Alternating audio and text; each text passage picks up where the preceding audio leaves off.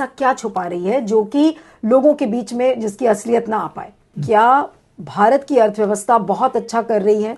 क्या ये मोदी जी का सबसे बड़ा झूठ है? झूठ है, धोखा है, ये लोगों को बुद्धू बनाने की बात है और कुछ नहीं।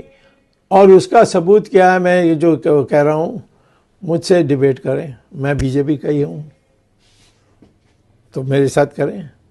आप क्योंकि खुद एक इकोनॉमिस्ट हैं और बहुत अच्छे से उस सब्जेक्ट को समझते हैं, अगर आप ये कह रहे हैं कि अर्थव्यवस्था अच्छा कर रही है, ये मोदी सरकार का सबसे बड़ा झूठ और धोखा है जो आपने कहा, उसके अगर 5 इंडिकेटर्स इस झूठ के अगर मैं आपसे पूछूं कि सबसे बड़ी विफलता अर्थव्यवस्था में मोदी जी की क्या है, अगर 3 या 4 पॉइंट्स में मैं आपसे पूछूं तो वो क्या है सर?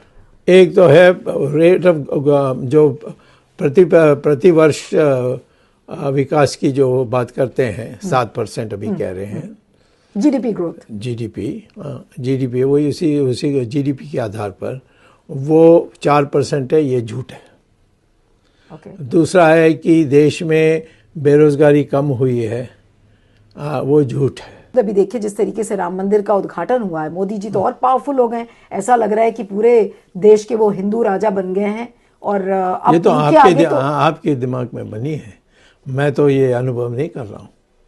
जहाँ भी जाता हूँ लोग कहते हैं आपने सुप्रीम कोर्ट में करा दिया, और हमारे सब जगह में मीटिंग्स के लिए लोग बुला रहे हैं। बात समझ में नहीं आती कि बीजेपी में सारे डरे हुए हैं, कोई मोदी के खिलाफ बोलेगा नहीं, आरएसएस सारे नहीं, मैं नहीं डर रहा हूँ। नहीं, मैं आपकी बात नहीं कर तो फिर सारे मत बोलो। हाँ, तो ज्यादातर लोग बोलो, आपको छोड़कर ज्यादातर हाँ, ठीक है, ये बोलो। बिल्कुल हाँ, डरते हैं, हाँ, वो बोलते नहीं है मोदी के खिलाफ, हाँ, आरएसएस बोलता नहीं है, हाँ, तो फिर मोदी को चुनौती कौन देगा? बड़ा अत्याचारी कौन है, मोदी या इंदिरा गांधी?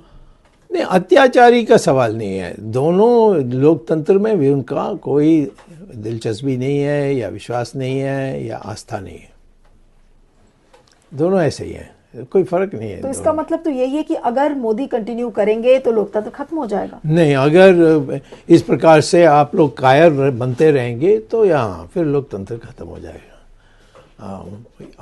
आपकी कायरता से ये लोकतंत्र आज खतरे में है। हाँ बिल्कुल, मोदी की मंशा वो डरपोक है, चाइना से बहुत डरता है।